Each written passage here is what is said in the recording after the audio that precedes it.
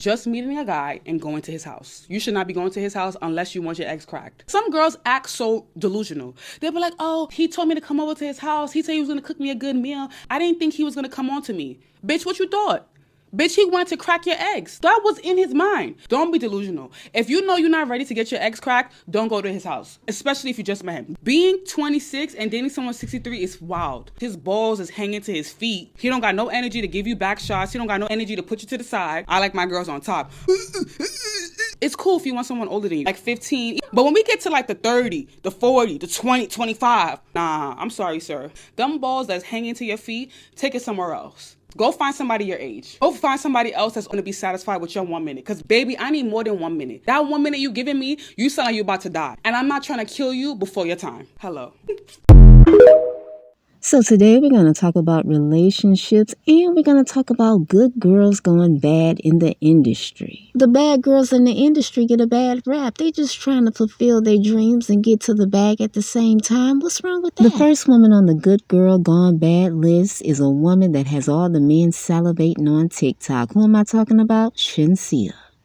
SHEENSEA was born in Jamaica to a Jamaican mother and a Korean-born father, and she got her start in 2015. In 2019, she signed a recording contract with Interscope Records and released the song Blessed with Tyga. SHEENSEA has been linked to the pretty/bad boys in the industry, which include Drake, Chris Brown, and London on the Track. She's definitely making waves in the industry, and the people are paying attention. She's a baddie. But her fans are extremely concerned. Why? Because they say she's become too Americanized. And they claiming that she's sold out and she's worshiping the devil because in her latest video, there was a scene of her dancing in hell. That's crazy. Personally, I like SHEENSEA's music. I think she's very creative and I love her TikTok channel because she does a lot of cooking and so do I. Whenever a female artist becomes very popular, the first thing they say is that they've changed from being the good girl to the bad girl, and that they're worshiping the devil. All of them are accused of being in the Illuminati, whatever that is. If you haven't heard of SHEENSEA's music, go ahead and check it out on TikTok. I wish I could play it here, but you know, YouTube be hating. Continued success to SHEENSEA. Next on the list, Chloe Bailey. Roll it. Now, Chloe Bailey didn't start off in the industry on her knees. She had the church girl persona going on, and then she took off her clothes in 2021 for the song Have Mercy. They say that Chloe Bailey's mother was a track star in college, and I believe it because look at Chloe's body. Female track stars, they got the best bodies. When I was 16, people thought I was in track because I had thick thighs. But what black woman doesn't have thick thighs? Chloe has been through a lot since becoming a solo artist. They say she does too much. She's using her sexuality too much. She's trying to be Beyonce. Chloe can't catch a break. And let's be honest, there will never be another Beyonce, Prince, or Michael Jackson. That has been done already. I think Chloe Bailey is talented and she's a hard worker. She can't help that she got all this body. You know, when you're a black woman with a nice body, people try to shame you for it. How are you going to shame what God created? How you going to hate on a woman that's going after her dreams? Get your ass in the gym. I think Chloe will continue to pursue everything she wants in this life, and she just has to do like Beyonce and ignore the haters. Anyways, good luck to Chloe. Next, we're going to talk about Victoria Monet. She's another great artist. Go ahead and roll it. Victoria got her fan base going crazy over her songs, and I love her songs as well. They say she's the next Beyonce. I think she's creating a lane for herself. Victoria is very open about her sexuality, and she lets it be known that she's bisexual. She's a true performer, and she just was nominated for 7 Grammy nominations. Congratulations. Hard work always pays off, doesn't it? She's wrote for so many stars, including Ariana Grande, but now it's her time to shine.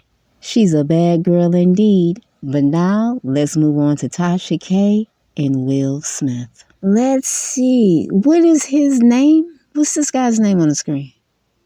Bilal? My first question is, why does he have a death wish? Because why else would you do this? The sad thing is that people would drag you into their bullshit, and the next thing you know, you fighting for your damn life, and you don't even know what's really going on behind the scenes. If I was in the same room with this man that was making accusations about Will Smith, I would have ran out the room. Because now Will is sitting back like, okay, I gotta teach both of them a lesson. Because if you sitting there listening to that shit, that means you agree. Even if you don't agree with it, it's guilt by association. So why is this man speaking out now? What happened? Did he ask Will to do him a favor and Will said no? What actually happened? Because you just don't sit down and spill the beans on your so-called friend. How is he going to walk around freely in Hollywood now? How's he going to do that now? Whatever's going on, he really should have worked it out behind the scenes and instead of in the public. This man on the screen, Bilal, is speaking like he can't be touched. Like Will doesn't have the money to make him disappear tomorrow. So why does he feel so comfortable? Is somebody behind him? Is it a bigger machine behind him? Is that why he feels so comfortable? It takes a lot of guts to go against a megastar. I mean, what is he thinking? And then you drag Tasha K into the bullshit? Well, maybe she loves it. Allegedly. Did I say alleged? I can't believe he got bought off so quickly. I mean, damn, how much you get? Now, is this a big agenda to absolutely destroy Will Smith's legacy? It could be. I wonder if Tasha K is scared of the consequences. Maybe she's not. Breaking news, we got an update. Jada Pinkett was on the Breakfast Club. She said that Bilal tried to do a shakedown on Will Smith and was demanding money, and Will Smith wasn't going for it. Wow. And she also said that Will offered him a certain amount of money, but he refused to take it. So what did he do? Run at Tasha K? If I was Tasha K, I would get the hell away from this Bilal because he gonna end up getting himself and her unalived. Allegedly. It looks like they're trying to absolutely destroy Will Smith's legacy. Jada claims they're going to sue, so let's see exactly what happened. Are they going to add Tasha to that lawsuit? I mean, it's clear defamation. I mean, why would they not sue? Anyways, good luck to Tasha K and Bilal because you guys are going to need it. You're going up against big money. So now let's talk about relationships. Let's talk about eggs being cracked. So I showed you the clip of the woman talking about how women shouldn't go to men's houses if they're not ready to have sex. And I agree. When I was a teenager, if I wanted to go on a date, they had to sit down with my family. And when they questioned you and they didn't like the answers, I couldn't go on a date, plain and simple. And if I was a parent, I would do the exact same thing because guess what? It's a lot of crazy people out here. Do you agree? The dating game right now, you got teenagers and women getting assaulted on the first date, essayed on the first date, even unalived on the first date. It's crazy. I read a story about a woman going on the first date. After the date, she went to the guy's home. She sat on his couch. He ran upstairs. She was watching television. He came back downstairs with a sledgehammer and proceeded to hit her on top of the head. Yeah, it's really crazy out here. You really have to vet people, and that goes for men and women. Now let's talk about gaining weight in a relationship. I'm going to play you an interesting clip. In the clip I'm about to show you, a man gives his thoughts on what he would do if a woman gains 20 pounds during the relationship. Roll it. Like, I hate when a woman say, you got to love me for me. No, I don't. I don't. I hate this love weight that everybody talk about. Oh, I feel in love. I got this love weight. No, you better get it off because I'm leaving. So if your girlfriend, you've been dating for a little while, you love her, she gained 20 pounds during the relationship, I'm leaving you telling her. her she fat? Yes. You're fat as fuck. You know, men are very stern when it comes to a woman's weight, but what they don't understand is when you want these top tier women, you have to compete. And what do you have to compete with? The money. Because men are willing to pay for their dream woman. There's a woman on TikTok that just got engaged and she said she got the ring because she refused to be a pygmy. Go ahead and flash her picture on the screen, please. So this woman on the screen here, I think her name is Christine Elizabeth. She's 28. She wakes up at 4 a.m. to work out. She used to work on Wall Street. She's currently engaged. She's getting ready to walk down the aisle. She invests heavily into hair, skin, makeup, healthy foods. She is very disciplined. She stated that her man heavily pursued her. I guess he did. He probably assumed that athletes, rappers, and high-profile businessmen were in the DM. Men know exactly what they want. You don't gotta beg them to call you. You don't have to beg them to take you out. They gonna do whatever they gotta do to get you. If you gotta beg a man to call you, to spend time with you, guess what? You are not his dream girl. Now let's move on to Diddy. I had no plans to talk about Diddy this week, but here we are. Everyone is combing through the documents. It's a young woman on TikTok that has read every single word. Let's get her take on the situation. I'm not a lawyer, but I just read all 35 pages of the lawsuit filed by Cassandra Ventura, aka Cassie, versus Sean Combs, aka Diddy. And child, let me give you the recap. Let me start off by saying the front page of this lawsuit has a trigger warning on it. So listen, let me say to you, this video could be triggering.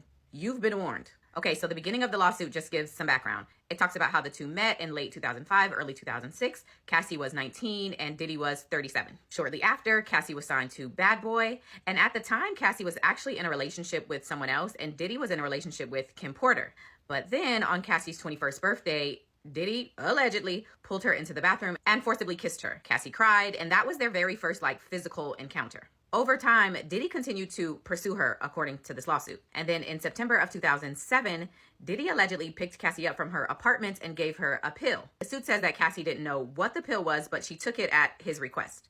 She later learned that that pill was ecstasy, allegedly. Then there's a story told from 2007 when Diddy allegedly paid a promoter to create a fake flyer for a party Cassie was hosting, but not really because it was fake. And it was done to give her a reason to go to Miami and get away from her boyfriend. During that trip, it's alleged that they did a ton of drugs, and that is when they had their very first encounter.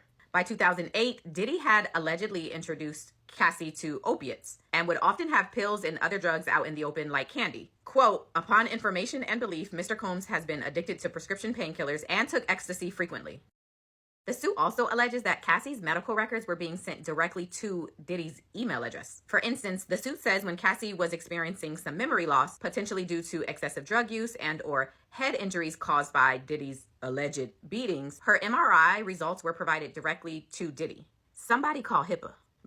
And that's not even the whole video. Go on TikTok if you want to see the whole video of her explaining everything. When I was 16, I had a friend that wanted to be a rapper. And she was doing showcases all over the city, and she ended up going to meet a rapper in private. And after that meeting, she hasn't been the same since. So when this Cassie story came out, the first person I thought about was my friend from my old neighborhood. My friend went mute after the trauma she experienced. So I totally understand why Cassie went mute for so long. Would you say it's an update? What's the update? He settled already? No, he did not settle already. Oh my God. Cassie plays a mean game of chess. Go ahead and put a chessboard on the screen. Well played, Cassie.